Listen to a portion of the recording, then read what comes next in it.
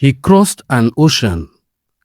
He walked into Britain's National Health Service with nothing but his training, his discipline, and his name. He published over 100 peer-reviewed scientific papers. He represented the entire United Kingdom on the European Board of Gastroenterologists.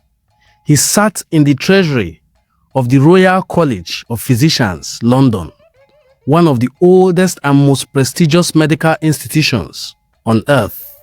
And then, Queen Elizabeth II looked at his life's work and awarded him a CBE. This is not a story about luck. This is what happens when Igbo blood decides to speak.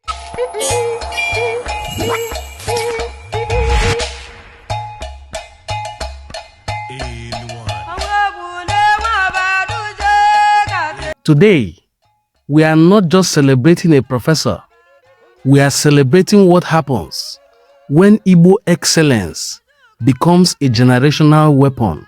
To understand the height Professor Chuka Nwokolo has reached, you need to understand the ground he stood on.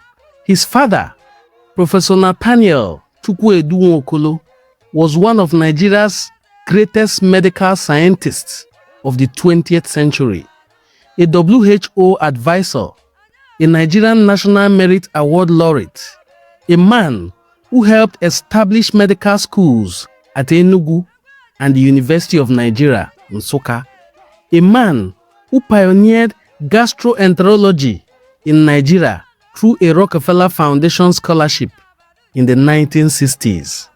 That was the household where Professor Chuka Nwokolo was born. That was the dinner table where he sat and ate food every night. That was the standard that was set before Chuka Nwokolo ever picked up a stethoscope. But let us be honest about something. Inheriting a great name does not mean inheriting ease. It means inheriting pressure, the weight of a watching community, the silent question that follows every child of greatness. But can he do it himself? Professor Chuka Nwokolo answered that question, not with words, but with work. He qualified to practice medicine in 1978. He trained in Epsom. He took a research post at the Royal Free Hospital in London. He chose to plant himself in the United Kingdom, and what he grew there over the next 4 decades is extraordinary. Since 1994, he has served as a consultant gastroenterologist at University Hospitals, Coventry, and Warwickshire National Health Service Trust, one of the largest national health service trusts in England. 30 years of showing up, 30 years of diagnosing, treating, and healing real patients with real lives. Professor Nwokolo is an honorary professor of gastroenterology at Warwick Medical School. He has published over 100 peer-reviewed scientific papers with a citation record that places him among the most impactful gastroenterologists in the United Kingdom.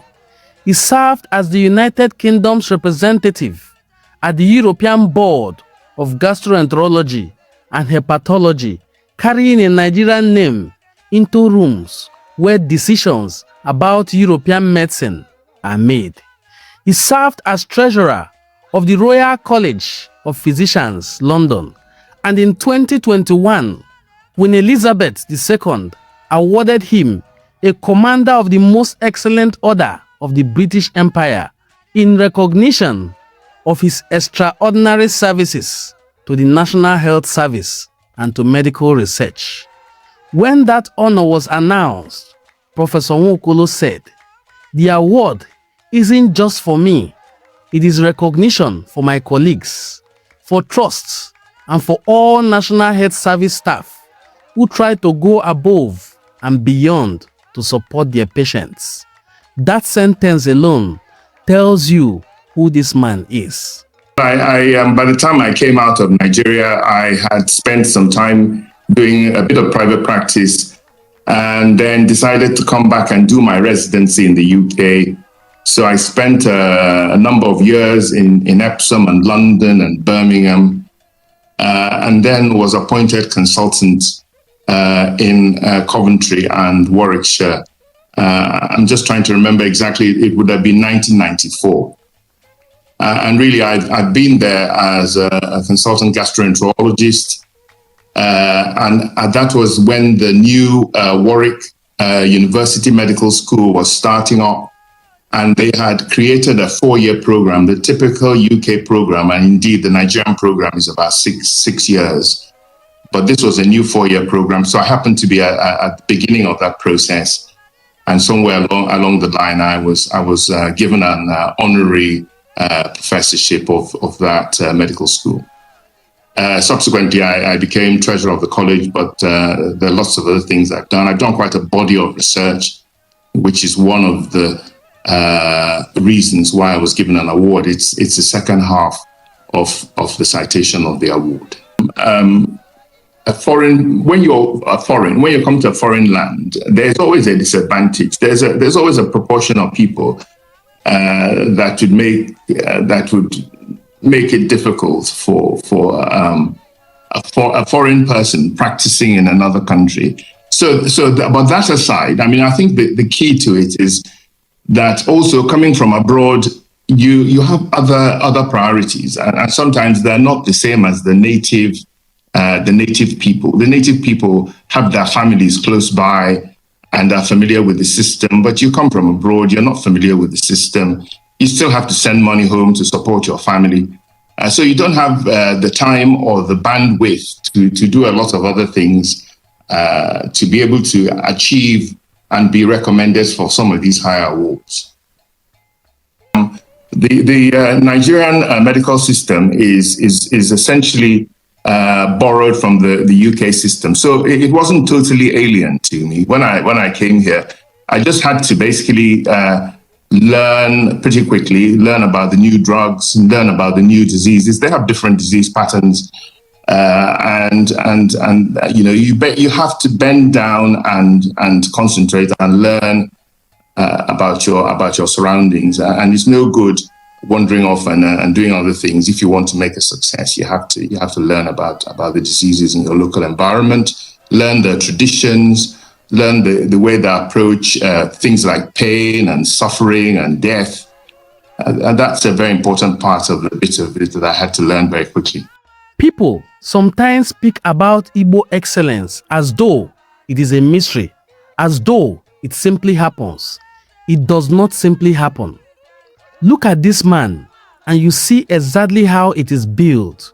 It is built by someone who does not coast on a famous name, who takes the research post, publishes the papers, earns the consultancy, represents his country on a European board, and sits in the treasury of one of medicine's oldest institutions. It is built through specificity, not vague ambition, but daily, unglamorous, meticulous work of a man who decided that whatever standard his father set, he would meet it and then surpass it. Notice something remarkable.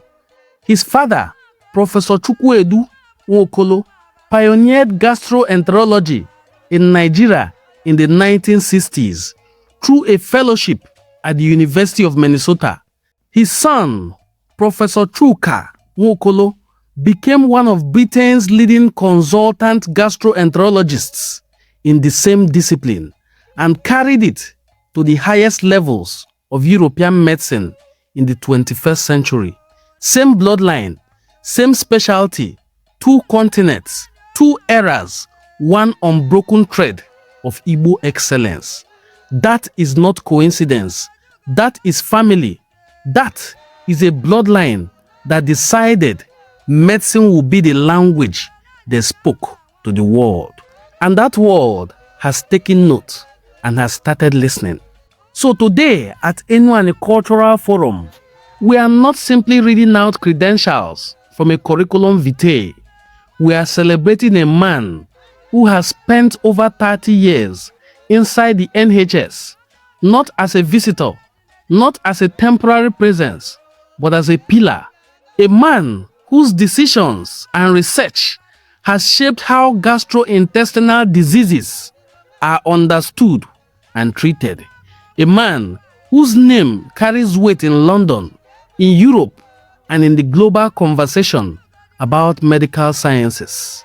We are celebrating a man who, when he received the highest civilian honor Britain can give, did not say, "This is about me." He said this was about his colleagues, for his trust for the NHS. That is the mark of someone who understands that excellence is never truly individual. It is always built on the shoulders of community, of institution, of those who came before and those who walk beside you. We celebrate Professor Chuka Nwokolo today as a physician, a researcher, a professor, and a CBE, but also as a son who honored his father the only way that truly counts, by making his legacy even larger than life. His father planted the seed of gastroenterology in Nigerian soil in the 1960s. His son carried that same seed across the Atlantic and gave it into one of the most decorated medical careers that Britain's National Health Service has ever seen from an African physician. Igbo people say that a man's worth is measured not by what he accumulates, but by what he leaves behind for those who come after. Professor Chuka Nwokolo, CBE, look at what you are leaving behind. Dear Professor Chuka Nwokolo, CBE, take a look at what you are leaving behind. Somewhere, a young Igbo child is watching this and making a decision. Professor Chuka Nwokolo did not just succeed. He showed us what succession looks like. Congratulations, Professor Chuka Nwokolo, CBE, Igbo Amaka. If you truly enjoyed watching this documentary celebrating the life and legacy of Professor Chuka Nwokolo, the son of late Professor Chukwuedu Nwokolo, kindly hit the subscribe button. Drop a comment down below. Let us know what you think about this son who has made his father's legacy even larger. The curator once again is Prince Onwadenim Ngozi Chukwuka Fortune, and this is Enuane Cultural Forum. I will see you in my subsequent videos. Bye. With and I think that a lot of doctors start off life anxious about how about remuneration and how they're going to earn their living. I think that if you want to be a rich person, then you shouldn't be in medicine. But you'll never starve. I mean, I think you'll have enough to do. And most of the remuneration you get is from the care you give your patients. You know, when you help a patient, they help. They respond in a way which is not in cash, but you build that over the years, and that will pay you back, even if it's not in cash. So remember that. The second thing is about knowledge. In medicine, you have to seek out knowledge. You can't claim that there are no textbooks. This is not, there are mobile phones, there's Google. You should be able to search out the leading edge of medicine, even if you can't use the drugs, even if the drugs cost $100,000 a year and you can't use it in your own environment, you should know about them so that you can best deliver the best care to your patients. Know the leading edge of medicine and access that knowledge by reading guidelines, which you can access with your mobile phone free from institutions like the NICE in the UK and lots of other bodies. Keep away from social media medicine. A doctor should never participate in that. And finally, I think that this is probably the most important. Remember that a patient comes to you when they're most vulnerable, when they're in pain. They give you their trust, and you should hold their trust. You should always, whatever they tell you, should be totally confidential. You should speak softly be kind, and above all, be truthful. I mean, I think that a doctor who's not truthful, even when you're ignorant, you should be able to say to your patient, look, I don't know this. I'm going to get someone else to look after you. Those are very important attributes. I want to ask our younger generation of doctors to remember as they go through an extremely interesting and satisfying profession.